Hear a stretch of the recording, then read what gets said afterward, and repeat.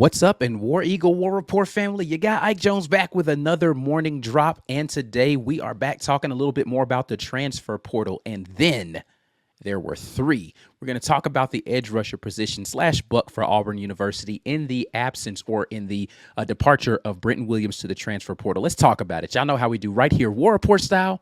Let's drop it on them.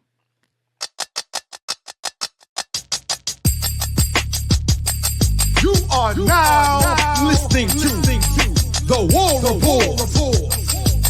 Drop. Morning drop. It is Wednesday, April the 17th. You got Ike Jones in here talking some Auburn football. Hopefully everyone is having a great hump day morning or whatever time you're watching this. And let's get in here and talk about it a little bit. Please share the content out there with somebody on social media, whether you're listening to this on podcast or watching it on YouTube. Definitely appreciate everybody who continues to support the War Report in that very free manner of sharing. Let's get more people involved in these conversations so that we can hear about the pulse of the fanship about all of these things. Y'all seriously do not come here to listen to me talk. You come here for a topic that you can give your opinions on, and I want to hear those opinions. I'm just here to present some facts for you. But we're talking about edge rushers / the buck position for Auburn. Only three guys left in that room now with the departure of Brenton Williams, who left. He was the first casualty of the transfer portal exiting. First name that got mentioned, got submitted to the transfer portal that is officially in there right now. As I said yesterday when I talked about the topic, that that was at that point in time, and it wasn't very long after that Brenton Williams was announced that he was entering the transfer portal. Not one that I expected, considering how slim that room is and how much availability there is for a guy to be able to step up in there and get some playing time.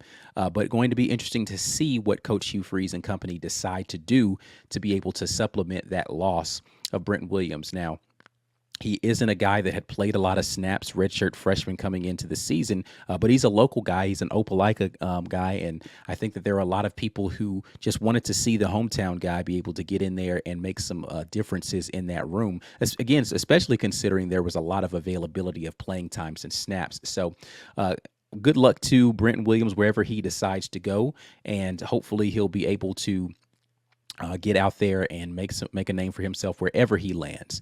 But Coach Josh Aldridge, now in his first season coaching outside linebacker, has some things that he needs to do. Now, Jalen McLeod is absolutely the standout from that room and the guy that you're going to expect to be able to get the vast majority of the snaps. But you have seen some good things from your true freshman in Jamonte Waller in that room as well. And then Joe Phillips is the other buck that's currently in the room now. He's not listed as a buck, but every time, his name is brought up, Amaris Williams is a guy who looks like he can play that edge rusher position. So he's someone who could easily slide over into that spot. When you look at the composition of that room right now, you're talking about, again, Jalen McLeod at 6'1", 228. Joe Phillips at 6'2", 240, Jamonte Waller at 6 foot 247. And if you add in my guy Amaris Williams, you get 6'2", 253, which is why he's probably in the defensive line room more so in that book. He's just a bigger guy, but he definitely has some explosiveness off of the edge. So he will be able to go and play that position if Auburn so chooses to move him over in that direction. This, again, is another reason why I think the departure in January of Cam Riley not necessarily hurts Auburn, but definitely damages the depth, because Cam Riley is a guy that you expected to be able to slide over into that role and be available for you, a guy who's played a lot of snaps and does a good job of getting after the passer, has a lot of length and some speed off of the edge. So Auburn's got some work that needs to be done in order to fill out that room. We talked about yesterday the most pressing needs. Now, more than ever, that edge rusher position is one that you're going to need to be able to go out there and acquire some talent to be able to compete just for depth purposes. Listen, last year, Jalen McLeod did an admirable job. I mean, he is one of the better edge rushers, I believe, in the country, but definitely in the conference when healthy. And so you want to make sure that you have a guy that's going to be healthy, but, on the outside chance that Jalen McLeod is either not healthy or you just don't want to play him too many snaps to be able to go out there after the pass rusher, you're going to be depending on true freshmen, right? Whether that is going to be Jamonte Waller, Joe Phillips, or if you're going to slide Amaris Williams over, all of them true freshmen that are going to be in that room behind him. So you don't have a ton of snaps and experience to be able to supplement what you have there with Jalen McLeod. Phenomenal, talented group, but not a lot of snaps and experience. So Auburn's going to need to be able to bolster that room a little bit in order to get to a place where you are feeling more comfortable with being able to play a lot of snaps over there. But let's just take a look now at some of the guys that are currently available in the transfer portal that could come over. Well, we'll say this. I took a look at the transfer portal rankings from 247. They have their transfer portal tracker, and just look at the top 5 guys and was able to kind of just break down what those guys currently have, as far as snaps, all those things. But let's take a look at the available guys. And this is, again, one of those things where I caution people, it's difficult to find guys that have a lot of experience and or their numbers aren't just going to jump off to you if they're in the transfer portal during this window 9 times out of 10. Now, that 10th time out of 10, you're going to find a person who is like, wow, that guy's in the transfer portal. What in the world happened? But that's not going to be the case typically for guys that you find during this transfer portal window. But I just took the top 5 as listed or as rated, by 247. So this isn't my rating. This isn't the guys who I think, and these guys aren't necessarily linked to Auburn, any of those things. Just looking at the availability of guys in the transfer portal that are listed as edge rushers, looking at the top 5 and looking at the numbers that they have available currently. Before I get over there into that, I do want to make sure that I give a quick shout out to the good folks over at the Rogue Shop who are making this morning drop available to you all. Make sure you head to rogueshop.com and use code RAPPORT when you do. Get you a little something off of your purchase at America's #1 online dispensary. Make sure you use code RAPPORT once again. Sleep, stress, anxiety, pain relief, all available for you right there at Rogue Shop. Make sure you hit them up, rogueshop.com, and tell them the War Report sent you. But let's get over into the available edge rushers, again, as reported or as shown in the transfer portal tracker by 247. The top 5 guys that are available, one of these guys is going to be very familiar on this list, but we'll start at number 1, Nigel Kelly, the edge rusher out of Miami. He has exhausted a few years of eligibility already, 314 snaps in his career. These are all career numbers for each of these young men.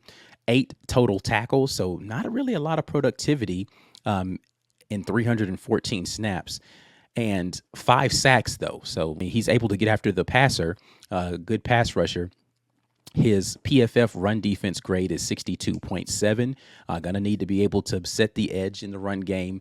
So important stat for me to look at when I'm talking about guys that are going to be playing along the defensive front. And then his pressure rating, according to PFF, is 62.5. That would make him the 3rd highest rated as far as pressure rate or pressure stats, according to PFF, of the guys available there within the top 5. The next guy you see here is the guy who I said, listen, he's familiar to Auburn because he was once at Auburn, transferred over to USC, and that's Romello Height. Now, I don't know if there's any chance that Romello Height would be a boomerang guy to come back. Completely different staff since he was at Auburn initially, but has the second most experience as far as number of snaps, 562 total snaps for Romello Height, 37 tackles in his 4 years of collegiate football so far. So again, not a high productivity guy as far as tackles are concerned. But again, I told you these numbers aren't going to jump out to you when you look at this stuff for guys that are going to be in the second portal window. 4 sacks would make him the 3rd highest sack guy. And then his PFF defensive his PFF run defense, one of the worst actually at 51.9, and then his pressure at 67.4. So PFF ranks him at 67.4. Pretty good, right? Like all of these guys have decent numbers that are going to be here in this top 5 as far as what PFF grades them as a pressure or a pass rusher, their pass rush grades. Next is Jaquise Evans. He is from Western Kentucky. He has the absolute most experience. He is a senior.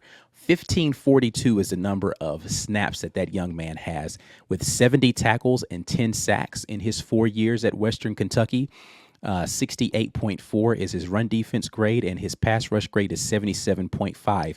As far as the numbers are concerned, he's the guy that has the most or the most eye-popping stats, I guess you could say. Highest rated pass rusher and the best graded rush defender as well. Now, he is the only guy on this list that is not playing for a Power 5 school, though. But when you look at these guys, and I'll go back and kind of talk about them a little bit more and just kind of the measurables here in just a moment. But all of them have the size and athleticism that would be necessary to be able to play at a P5. But his stats are going to be, he's going to be the most experienced, and he's going to have the most, the highest graded guy. Next, you've got Christopher Ross, who is a Texas guy. So if Auburn were to go after him, this would be the third player from Texas that would be on the roster. Redshirt sophomore. So 3 years in collegiate football, played in his last two most prominently, or he played a little bit his freshman season, played most of these snaps his second year or his redshirt freshman year. So he'd be a rising redshirt sophomore, 55 total snaps, 2 tackles, no sacks on his career. And his rush defense grade, according to PFF, is 66.5, or excuse me, 66.15 or 66.2.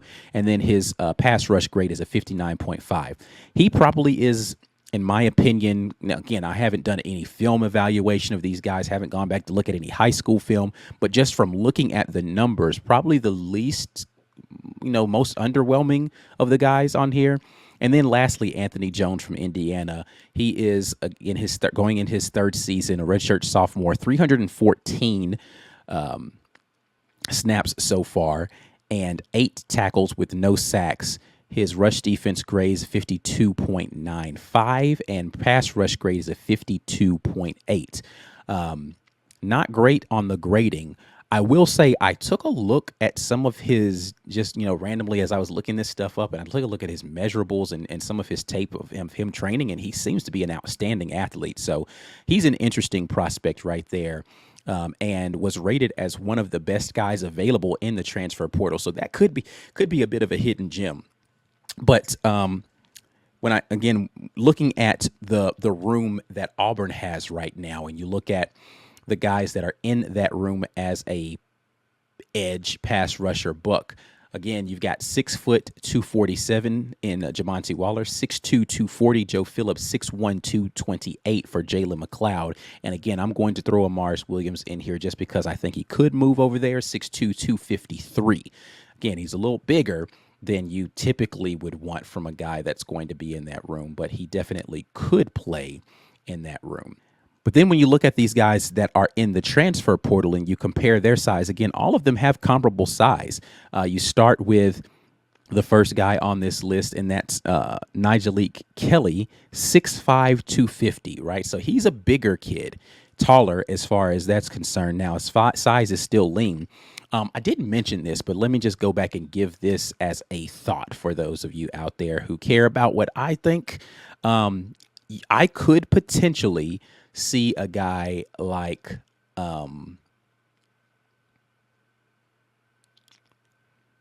Gage Keys potentially, I don't know that he's got the get off or the bend necessary, could potentially see him sliding over that way as well, but that's a long shot. It would really more be like a thing where they would supplement and slide him over as necessary, not necessary. Like if they wanted to present a bigger front on short yardage situations, not necessarily as a primary pass rusher, but somebody to play that buck position in certain packages. I could see that happening with Gage Keys. Anyway, let's continue down this list. But Nigelique Kelly, again, 6'5", 250. Next up, Romello Height, and again, Auburn fans know about him, 6'3", 230. The smallest of the guys as far as size is concerned, but definitely has quickness off the edge. Didn't really have an impressive time with Auburn, but was someone who people had high hopes for his ability to be a pass rusher. Just never really panned out in his Auburn career. Actually had his most productive year most recently, but his PFF grades, particularly against the run, had not been super impressive. And so he's a guy that's, he's steadily improved in his collegiate career. So could be a boomerang situation there for Auburn. But again, that's not something that I have any intel on. Next is Jaquise Evans. That young man is 6'2", 250 pounds. So he is definitely a guy that fits the size profile of what you would want at the P5 level, despite the fact that he has not played Power 5 football. But came from Western Kentucky. Of course, you remember last season, offensive lineman came from Western Kentucky.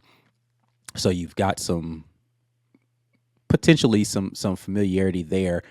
He would be someone who would have been at Western Kentucky when they played Auburn, so we'd have some tape to be able to evaluate on him if something like that were to happen. Christopher Ross, the Texas kid, 6'2", 255, and then Anthony Jones, 6'4", 255. So another taller guy. Again, I watched a little bit of stuff from Anthony Jones, and I was impressed from him. But that's it, man. That's the total list of the top 5 guys. There are other guys that are available that are probably some sleepers on this list, and I'm interested to see what direction Auburn decides to go, because they absolutely need more depth in that room with the departure. Needed more depth with him, but absolutely needed now with the departure of Brenton Williams. But I want to hear what you all think. I'm sure you all are scouring the internet with all kinds of information, and let's bring it right here into the War of Work conversation. How do you feel like Auburn's going to address the edge rusher need with the departure of Brenton Williams? Talk to me about it. If you have any comments, leave them right down there in the comment section. Love to hear that. But I'm going to get out of here. We will have plenty more to talk about as the transfer portal stuff continues to materialize. Before you all get out of here, make sure you're doing the necessary and liking this video. Subscribe to the channel if you're here on YouTube. Make sure that you are getting your notifications on so that you know when we're going to be dropping content, a lot more content coming for you. And if you're out there in the world of podcasts, leave us that 5-star review wherever you're listening to it. But we'll be back at you with a little more Auburn sports stuff tonight on the Midweek Rapport. But I appreciate you guys dropping in this morning. Until the next time, and as always, War Eagle.